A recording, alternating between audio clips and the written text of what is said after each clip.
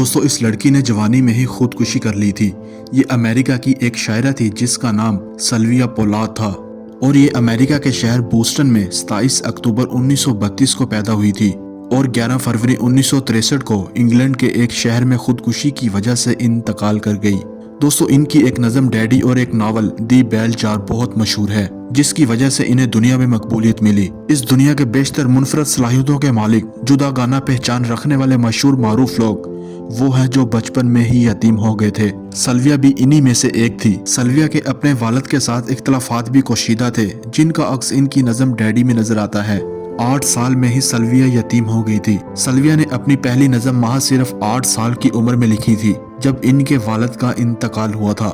सन 1952 तक सिल्विया ने फनकारों और सोशल वर्ल्ड में बहुत शोहरत और मकबूलियत हासिल कर ली थी। दोस्तों सिल्विया डिप्रेशन एग्जाइटी के मर्ज में मुब्तला थी।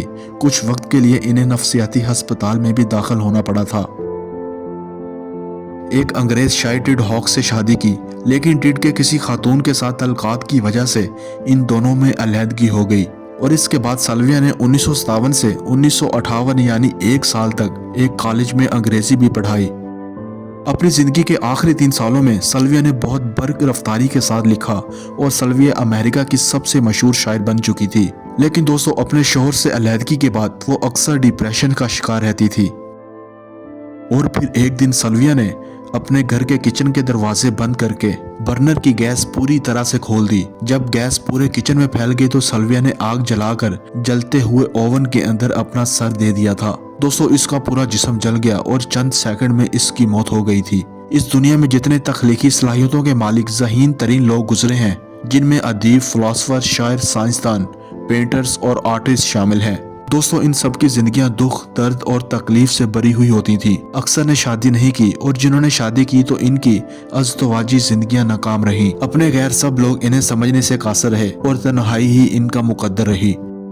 दोस्तों क्या आप इस बात से इत्तेफाक रखते हैं? कमेंट्स में अपनी राय का इजहार जरूर कीजिएगा और ऐसी ही वीडियोस के लिए हमें सब्सक्राइब जरूर कर लें।